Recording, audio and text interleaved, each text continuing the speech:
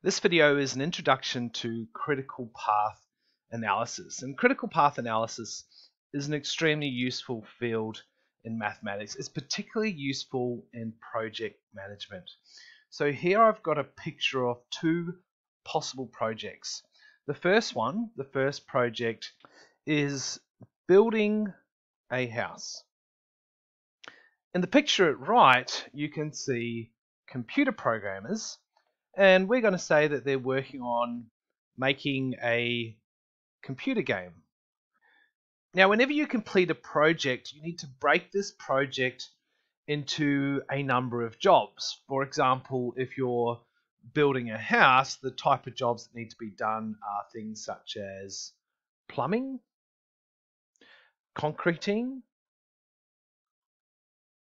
wiring from the electrician, and there are many other jobs that need to be completed in order for the project to finish. In the field of critical path analysis, we call these jobs activities, and the project manager needs to list all these activities because they need to figure out the time required to finish the project, and they also need to figure out the resources and employees that they need to complete the project as well. So let's delve a little deeper into the project of building a house.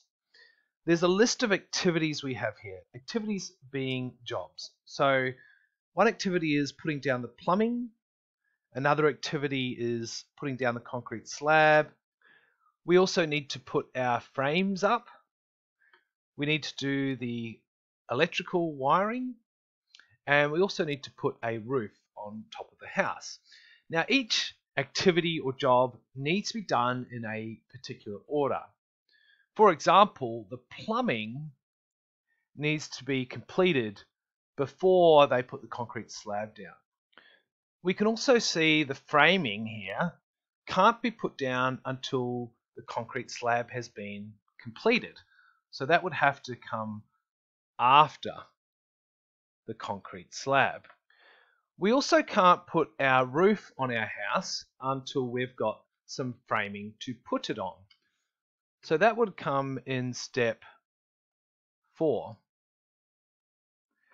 And we can't do our electrical wiring until the roof is up because it might rain and then all our wiring will get wet. So that would come last out of these 5 steps or 5 activities. Now I want to talk a little bit about this phrase, immediate predecessors. The word predecessor basically means that it comes before something. The immediate predecessor for laying the concrete slab is the plumbing, because the plumbing comes before the concrete slab. The immediate predecessor for the electrical wiring is the roofing, because the roofing comes before the electrical wiring. Now, this is what a well-planned project will look like. First of all, it will be completed in the shortest amount of time possible. That means if you've booked the plumber in on Tuesday to lay the piping, you've booked the concreter in on Wednesday, the day afterwards, to do the concreting. It also needs to be completed in the correct order. That means that you don't book in the concreter on Tuesday and then the plumber the day afterwards. If that happens, the plumber's going to have to come in and cut out concrete in order to lay the pipes. You also don't want to have workers sitting around waiting on other jobs to be finished. For example, you don't want to hire an electrician to come out and they haven't finished putting the roof up. Otherwise, you'll be paying the electrician to sit around twiddling his thumbs, doing nothing. And finally, you want to use the smallest amount of money possible without impeding on the quality and time of the project. Now, if you follow the 3 previous steps, that should help you use the smallest amount of money possible.